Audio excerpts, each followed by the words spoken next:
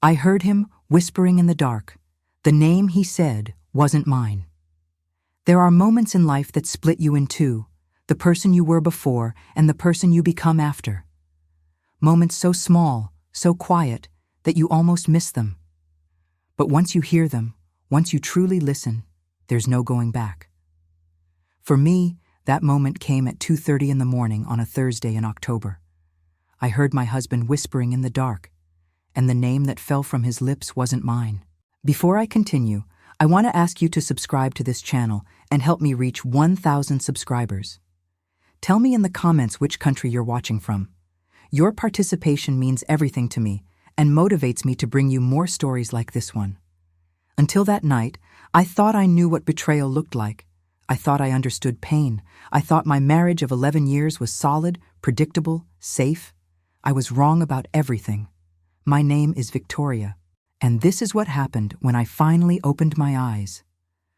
I woke to the sound of his voice, low, intimate, tender in a way I hadn't heard in years. My husband David was standing just outside our bedroom door, speaking to someone at 2:30 in the morning. "I know," he whispered. "I miss you too." My heart stopped. "Soon, I promise, just a little longer." Then came the name, soft as a prayer. Olivia. Not Victoria, not his wife lying 10 feet away. Olivia. I held my breath as he moved downstairs, heard his office door click shut. Only then did I let myself breathe. Who was Olivia? A colleague? An old flame? Someone from his past? I wanted to storm downstairs and demand answers, but something stopped me. An instinct that whispered, "Wait, learn more first." So I made a decision. I would find out who Olivia was, and I would do it without him knowing. What I discovered would be so much worse than an affair. The next morning, I made breakfast like always. David kissed my cheek, that absent gesture performed 1,000 times before.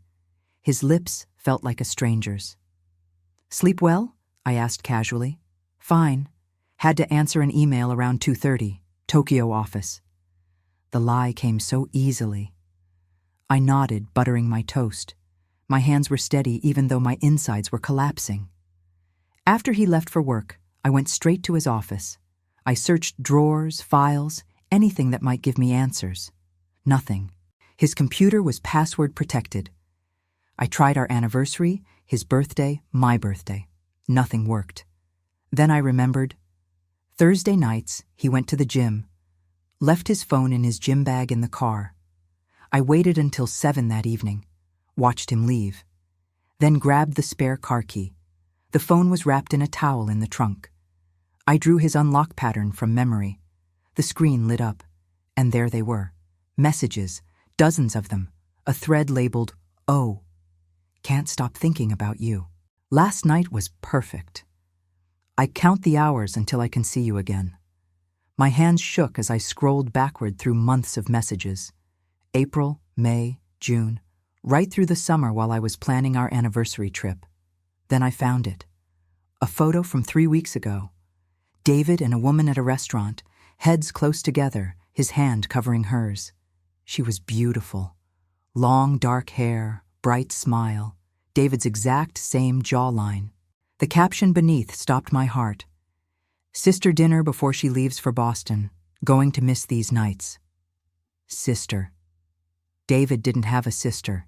He was an only child. His parents had told me that story years ago, unless they'd been lying. I heard the gym notification, 15 minutes until closing. I screenshot the photo and messages, put everything back exactly as I'd found it, and walked inside on shaking legs. When David came home, I was reading on the couch. "Good workout?" I asked without looking up. "Great," he said, kissing the top of my head. I turned a page I couldn't read. This wasn't just an affair. This was something that had roots stretching into David's past, into secrets his family had kept, into a sister who supposedly didn't exist. But what I discovered next would reveal just how deep the betrayal went. I went to see David's mother the next day. Margaret answered the door with surprise. "Victoria, What a lovely surprise. We sat in her perfect living room. I made small talk, sipped tea, waited for the right moment. Then I said it. Margaret, I need to know. Who is Olivia? The teacup slipped from her hands. Porcelain shattered across the floor. She stared at the broken pieces, then slowly looked up at me. He told you, she whispered. No, but I know she exists, and I know he's been seeing her. Margaret stood abruptly, walked to the window. Her shoulders trembled. We did what we thought was best, she said finally. We were young. We didn't understand. Understand what? She turned to face me, tears streaming down her face. Olivia was David's twin sister. The words hit me like a physical blow. Twin? Margaret nodded. Fraternal twins, born 6 minutes apart. She was the wild one, the rebellious one.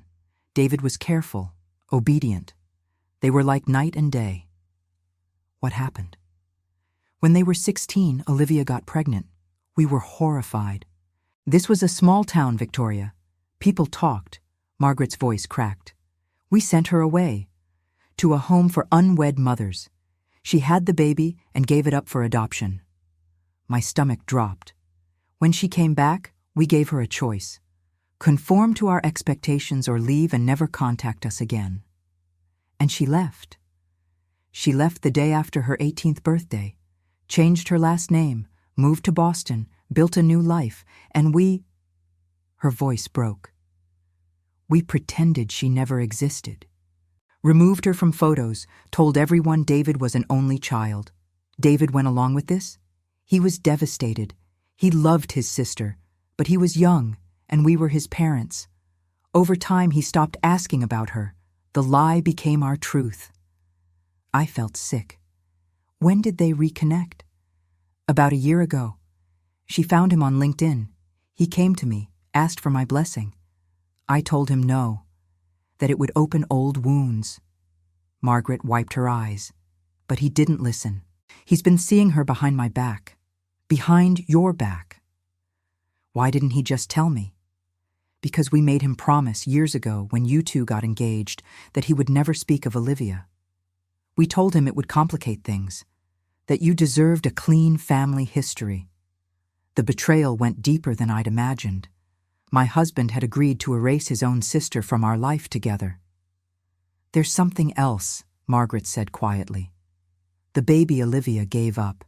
She found her 3 years ago. A daughter. 26 now. David's been building a relationship with his niece, too. I stood up, my legs unsteady. You made mistakes, terrible mistakes, and David's been paying for them ever since. I left her there, surrounded by the ghosts of her choices. Now I had to meet Olivia myself. I found Olivia's office in Boston easily. Waited outside until she emerged at 3:30. Olivia? She turned. The resemblance to David was striking up close. My name is Victoria Bradford. I'm David's wife. The color drained from her face. I think we need to talk, I said quietly. We sat in a coffee shop 3 blocks away. I told her everything, the whisper, the investigation, the visit to Margaret. When I finished, Olivia was crying.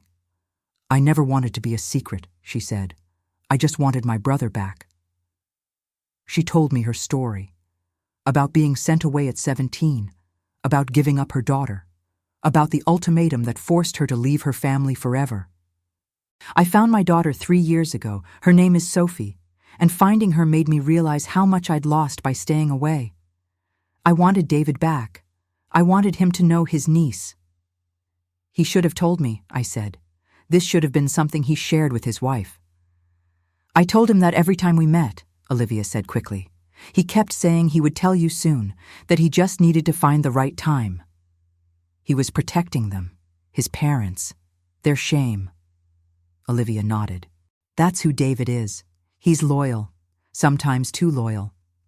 I leaned forward. Did he ever tell you he was unhappy in our marriage? God, no. Victoria, he loves you. He talks about you constantly. If anything, I think he kept me secret because he was terrified of losing you." The words should have been comforting, but they just made me angry. He thought lying to me was better than trusting me with the truth. What kind of love is that? Olivia had no answer. I stood up.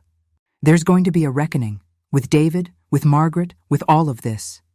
And I think you deserve to be part of it, not as a secret anymore, as family." "What are you going to do?" I smiled, sharp as broken glass.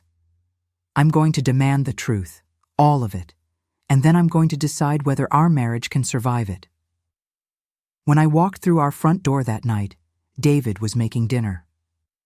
"Hey, babe, how was your day?" I set my keys on the counter and looked at him. "We need to talk. About Olivia, about your sister, about every lie you've told me for the past 11 years. I watched him go pale. "Sit down, David. It's time for the full story." That night lasted forever. David told me everything, about the pressure from his parents, about the guilt he'd carried for decades, about the fear that telling me would shatter our life together. "I thought I was protecting you," he said, his voice breaking. "I thought if you knew about Olivia, about my family's shame, you'd leave. So you chose to lie instead. I chose wrong. Victoria, I chose wrong every single day, and I don't know how to make it right." I looked at this man I'd shared my life with for over a decade. This man who'd whispered another woman's name in the dark and thought I wouldn't notice. "You can't make it right," I said quietly. "Not the way it was. That marriage is gone." He started to cry.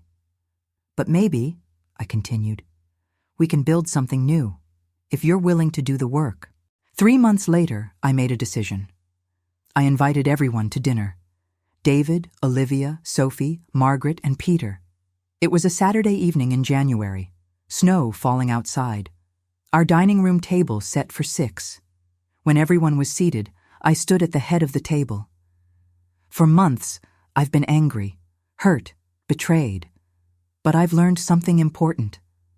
The lie wasn't David's love for me. It was his fear. I looked at Margaret and Peter. "You taught your children that love was conditional, that some parts of themselves were too shameful to acknowledge. You didn't just hurt Olivia, you hurt David too." Margaret's eyes filled with tears. "But we all make choices based on fear," I continued. "I chose comfort over truth. David chose protection over honesty. Olivia chose distance over confrontation." I turned to David. I deserved a husband who trusted me with the truth, all of it. "Do you want to build something new?" he asked, hope and fear in his voice. I smiled. "I do. But only if we agree. No more secrets. No more choosing comfort over courage." It was Peter who spoke first. "I was wrong. About Olivia. About everything. I let pride guide me instead of love. I'm sorry." Margaret nodded through her tears. "Olivia, if you'll give me a chance, I'd like to know you again." Olivia's response was barely a whisper. "I'd like that." David took my hands. "I want to build something honest with you. I don't know if I can ever make up for what I've done, but I want to try. Every single day." I squeezed his hands. "Then we try together." That dinner was the beginning, not reconciliation in the traditional sense, but reconstruction. Olivia started coming to Sunday dinners. Sophie became family, calling me Aunt Victoria without hesitation. Margaret and Peter began making amends, and David and I started over. We went on dates like strangers getting to know each other. We talked about everything, his childhood fears, my hidden resentments, our dreams for a future built on truth. It wasn't easy. Some days the anger would surge back. I'd remember those whispered words in the dark. But David showed up. Every single day, he showed up. He called when he said he would. He told me when something bothered him instead of hiding it. He became transparent in ways that made him uncomfortable. Because that's what love looks like when it's real. Not perfect. Not painless, but present, honest. 6 months later, David surprised me with a weekend at the coast. "I want to renew our vows," he said, "but different this time. No secrets, just us, promising to be real with each other." I looked at this man who'd hurt me, who'd hidden pieces of himself, who'd finally learned to be whole. "Yes, but Olivia officiates, and Sophie reads a poem, and your parents watch their family finally come together." David laughed, pulling me close. "Deal." We renewed our vows that September in Olivia's garden. Sophie read Mary Oliver. Margaret cried happy tears. Peter gave a toast about second chances. And when David and I exchanged new rings, simple bands engraved with the word truth, I felt something I hadn't felt in over a year. Peace. Not the false peace of ignorance, but real peace that comes from facing the worst and choosing to build something better. It's been 2 years since that night I heard him whispering in the dark. 2 years since my world fell apart, and I had to decide whether to stay in the ruins or build something new. I chose new, but not in the way I expected. I didn't choose to forget the betrayal. I didn't pretend the pain never happened. Instead, I chose to define what love meant to me, what respect looked like, what truth required. I chose to honor my own worth, not by walking away in anger, but by refusing to accept anything less than full honesty. And David rose to meet that standard. Some people ask me if I regret staying, if I should have left the moment I discovered the lies. But here's what I learned. Strength isn't always in walking away. Sometimes it's in staying and demanding better. The key word is willing. David was willing. He faced his parents' disappointment. He rebuilt trust through thousands of small acts of integrity. If he hadn't been willing, I would have left. Because I learned something crucial. My worth isn't defined by someone else's love for me. It's defined by how I love myself, by what I'm willing to accept, by the boundaries I set and maintain. I deserve honesty. I deserve respect. I deserve a partner who chooses me fully, without reservations or secret lives. And if someone can't give me that, then I deserve to walk away without guilt. That's the lesson. Whether you're facing betrayal or lies or any situation where someone doesn't respect you, remember, your value doesn't come from being chosen. It comes from knowing yourself well enough to make choices that honor who you are. Sometimes that means forgiveness and rebuilding. Sometimes it means walking away. Both can be right. Both can be strong. Both can be acts of profound self-love. The only wrong choice is staying in a situation where you accept less than you deserve because you're afraid of being alone. Real love demands truth. It requires courage from both people. It asks you to be fully yourself and allows the other person to do the same. That's the marriage David and I have now. Not the one we started with, but something harder won and more valuable. A love built on truth instead of illusion. Olivia isn't a secret anymore. She's family. She's the sister-in-law who calls when she's having a bad day. The woman who taught me that sometimes the people you were told to erase are the ones who help you become whole. Sophie got married last spring. I stood beside Olivia at the wedding, both of us crying as this beautiful young woman, born from shame, raised by strangers, reclaimed by love, promised her life to someone who saw her worth. The secrets we keep to protect ourselves often end up destroying us. But the truths we speak, even when they're terrifying, set us free. I heard him whispering in the dark that night, and the name he said wasn't mine. That moment broke something in me, something that needed to break. Because in the rebuilding, I found something stronger, something real. I found myself, not as someone's wife, not as the keeper of anyone else's secrets, but as Victoria, whole, strong, clear about what she deserves. And that, more than anything, is what saved me. Before I go, let me tell you the most important part. The day after that family dinner, I sat alone in our bedroom and made a list. On one side, reasons to stay. On the other, reasons to leave. The leave side was longer. The betrayal, the lies, the years of deception. But there was one line on the stay side that outweighed everything else. He's finally willing to be real. That was it. That was the moment I knew. I wasn't staying for the marriage we had. I was staying for the possibility of something we'd never had before, a partnership built on truth. But I also knew this. If David had made one more excuse, told one more lie, hidden one more thing, I would have walked away without looking back. Because I'd learned my value, and I would never unlearn it again. So here's my question for you. What would you have done? Would you have stayed and demanded better? Or would you have left to protect your heart? There's no wrong answer, only the answer that honors your truth. If this story touched your heart, subscribe to this channel and tell me in the comments which country you're watching from. Tell me if you would have done something different. Here, we share stories that touch the soul and remind us that it's never too late to write a new ending. Your ending, on your terms, with the truth as your foundation and your worth as your compass. Thank you for listening to my story. Remember, you deserve a love that doesn't require you to shrink or accept lies. You deserve the truth, all of it, even when it's whispered in the dark.